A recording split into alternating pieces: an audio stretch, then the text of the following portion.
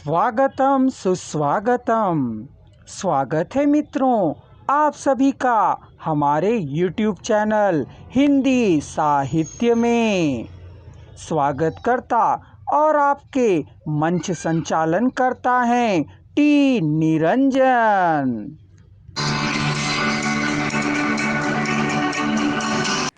अपने अपने अजनबी उपन्यास में सेल्मा प्रथम वर्ग का और योके दूसरे वर्ग का प्रतिनिधित्व करती है।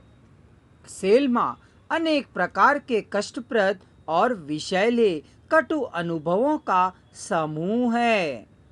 अनुभव और जीवन संघर्ष ने सेल्मा के हृदय में आस्था उत्पन्न कर दी। वह ईश्वर के प्रति अपनी आस्था व्यक्त करती हुई योके से कहती है, हाँ योके, मैं भगवान को ओढ़ लेना ही चाहती हूँ, पूरी ओढ़ लेना कि कहीं कुछ भी उघड़ा ना रह जाए।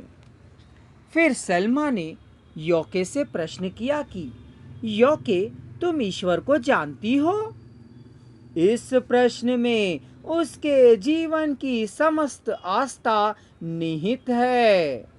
योके उसके प्रश्न के उत्तर में असमर्थता व्यक्त करती है तो सेल्मा उसे उत्तर देती है, यूं तो मैं भी नहीं कह सकती कि मैं जानती हूँ या मैं सचमुच जानती हूँ, लेकिन कभी जब यह बात सोचती हूँ कि मैं मरने वाली हूँ और तब मुझे ध्यान में आता है कि तुम यहाँ उपस्थित हो, जब मैं अपने से अलग एक सजीव उपस्थिति के रूप में तुम्हारी बात सोचती हूँ, तब मुझे एकाएक निश्चित रूप से लगता है कि ईश्वर है।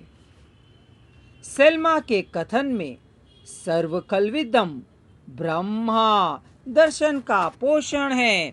सेल्मा इतनी अधिक आस्थावादी है कि वह प्रत्येक भाव को ईश्वर का ही रूप मानती है। वह यह भी मानती है कि गुणवत्ता होते हुए भी ईश्वर की धर्मवत्ता मानव के लिए अनिवार्य है। सेल्मा मृत्यु को एक भ्रम मानती है। उसके निम्न कथन में भारतीय दर्शन की आत्मा पूर्ण रूप से प्रकाशित हो जाती है। लेकिन भ्रम भी क्या कम ईश्वर है, और ईश्वर की कौन सी पहचान हमारे पास है? जब ईश्वर पहचान से परे है तो कोई भी पहचान भ्रम।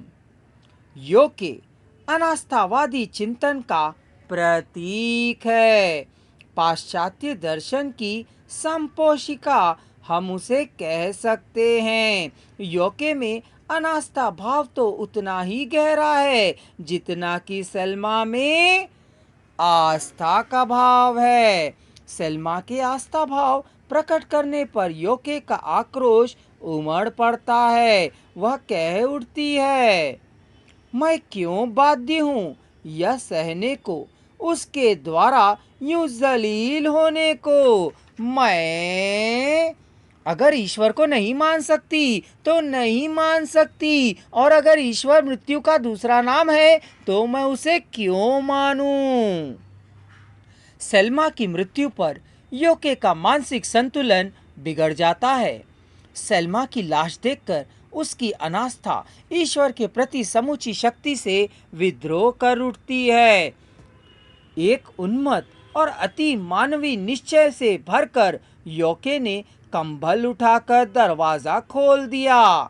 वह सेल्मा को उठाकर ईश्वर के मुख पर मारेगी और कहेगी कि लो अपनी सड़ी हुई गंधाती हुई मृत्यु और छोड़ दो मुझे मेरे अकेलेपन के साथ।